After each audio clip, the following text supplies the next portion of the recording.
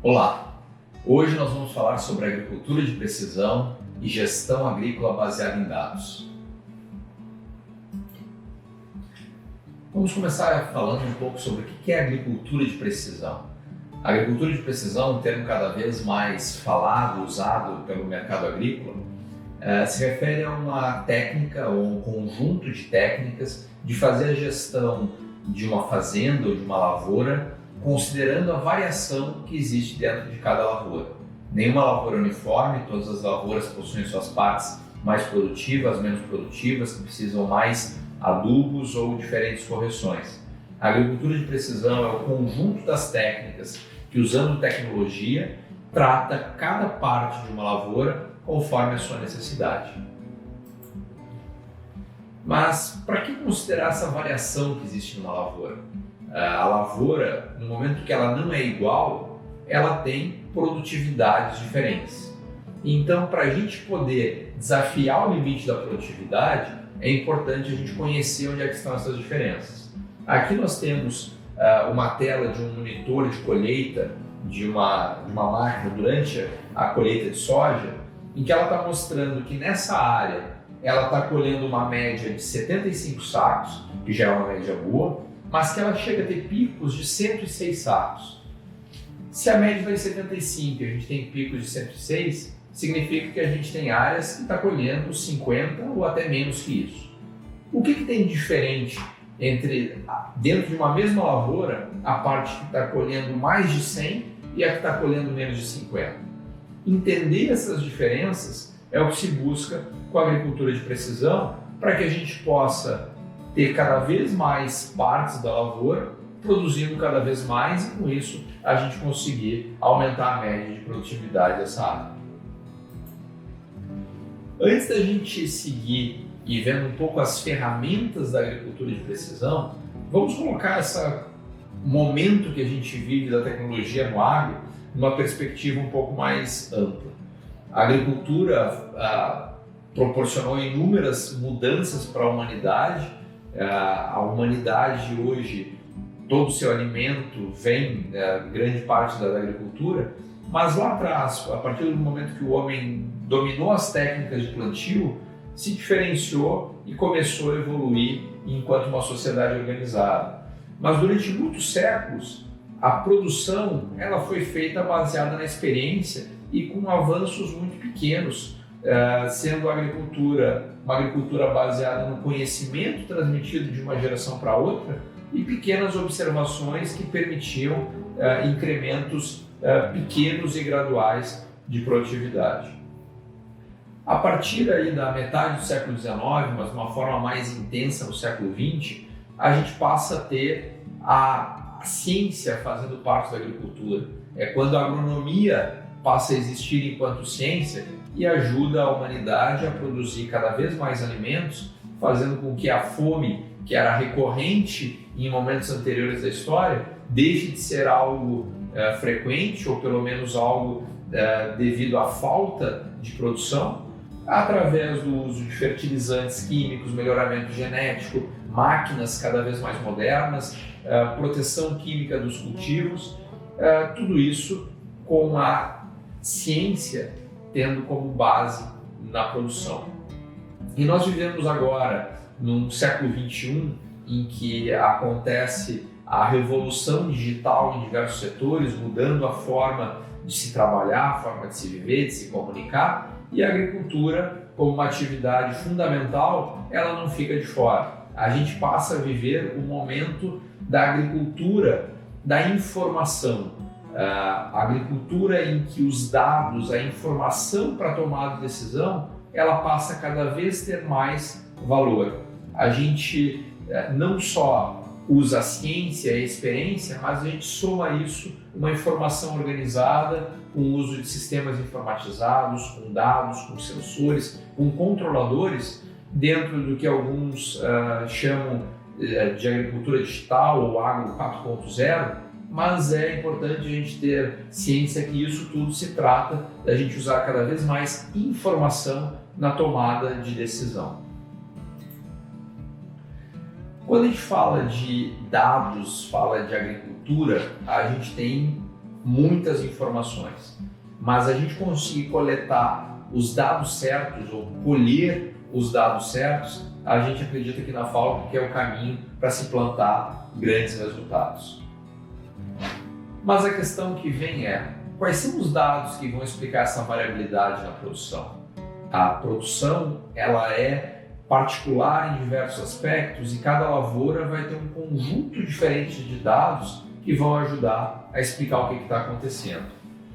Não acreditamos que exista um único dado, um único tipo de dado que vai explicar toda a variabilidade de uma lavoura e muito menos a variabilidade de todas as lavouras de uma fazenda ou região. Não é só com um mapa de fertilidade ou com um mapa de colheita que nós vamos entender tudo o que está acontecendo. A gente acredita que quanto mais camadas de dados e de informação a gente tenha, mais a gente vai conseguir entender o que está acontecendo. Então, informações que vêm de satélites, drones, sensores, mapas de solo, são informações importantes, mas é fundamental se entender que não existe um tipo de dado que sempre vai ter todas as respostas. As respostas elas vão vir do somatório dos diferentes dados que a gente consiga agrupar para uma mesma lavoura e com isso entender a variação que está acontecendo nessa lavoura. Um dos tipos de dados que nós trabalhamos e que é bastante difundido na agricultura de precisão é o mapeamento da fertilidade do solo. A fertilidade é a base química para a produção da lavoura e a gente saber como ela se distribui numa área é a base que permitiu a difusão inicial da agricultura de precisão no Brasil e também em outros mercados. Por que o mapeamento da fertilidade é tão importante? Existe uma técnica disponível nas máquinas modernas que se chama aplicação de insumos em taxa variável, ou seja, eu aplico o adubo, o corretivo, o fertilizante, de acordo com a necessidade de cada parte do meu talhão.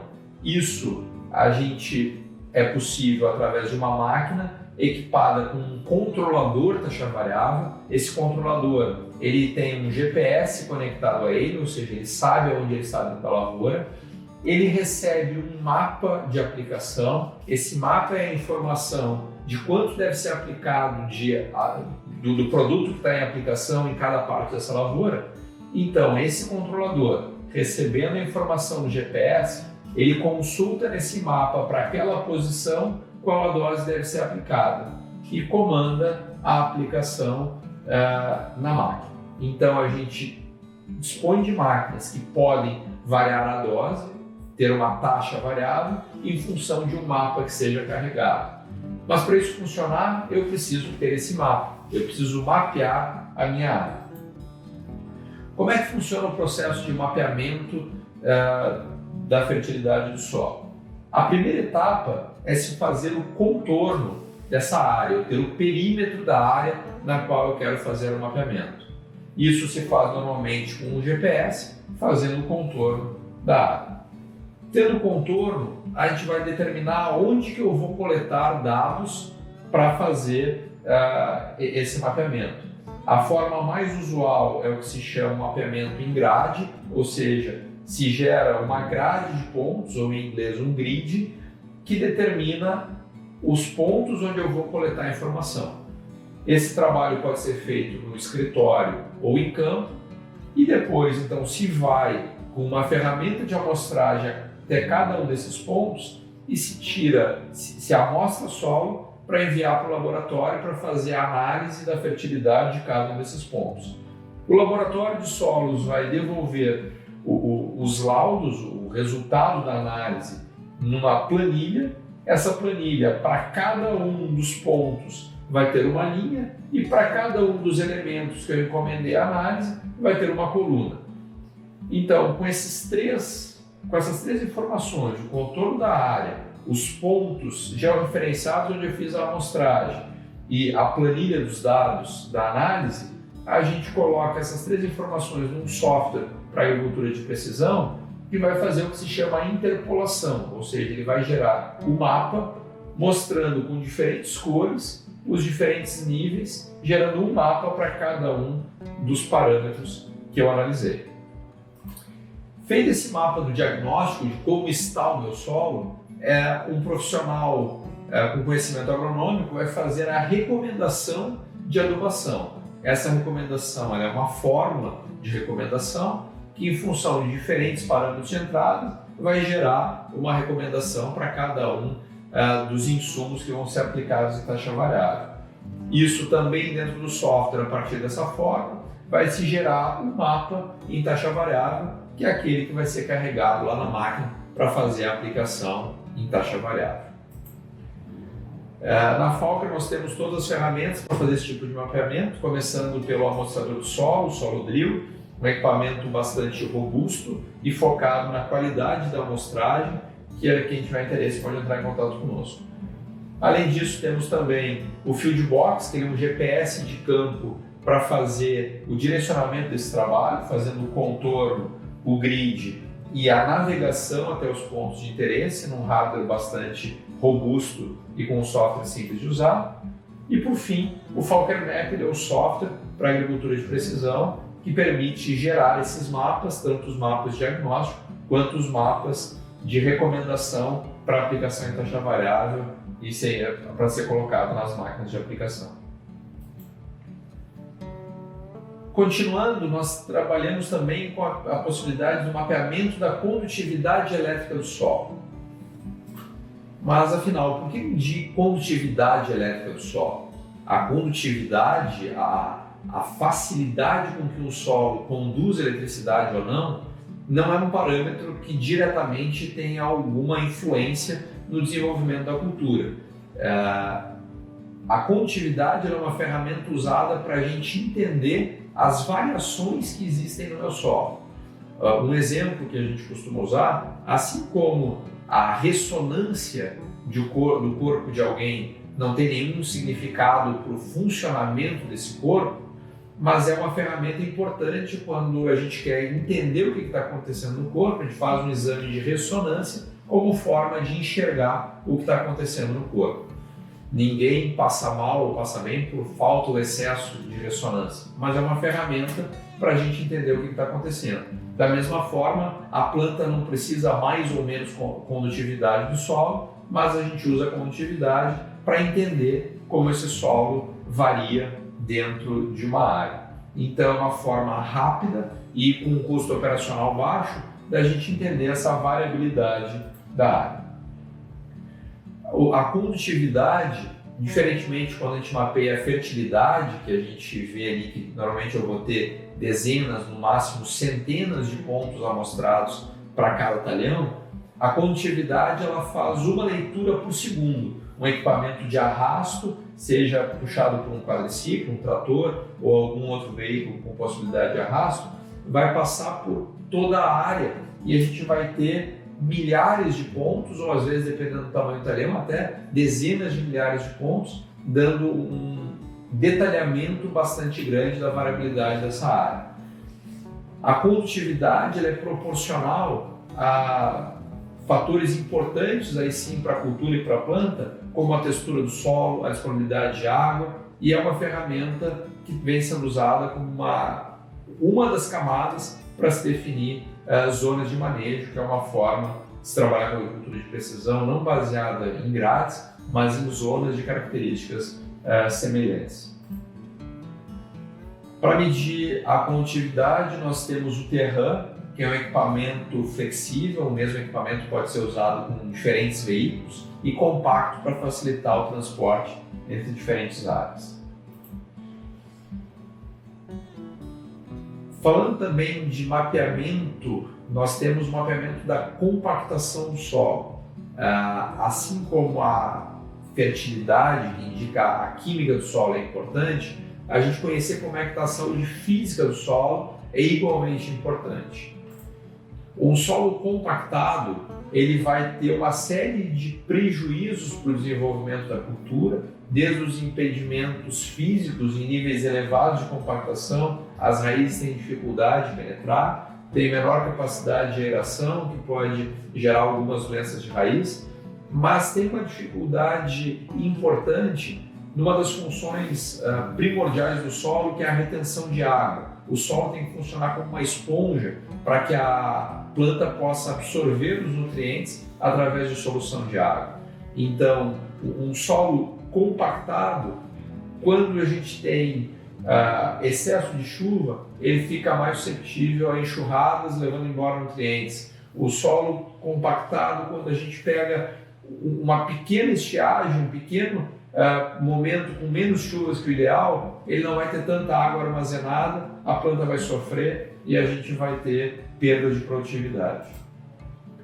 Para entender como é que funciona a física do solo e medir bem a compactação, nós devemos entender 3 dimensões da compactação do solo. Não é algo que a gente possa simplesmente dizer sim ou não está compactado. Nós temos que entender a compactação nas suas 3 dimensões, que são a localização. Dificilmente uma área está toda ela compactada. Nós temos partes da área compactada, então é importante saber que partes da área que são essas que estão compactadas.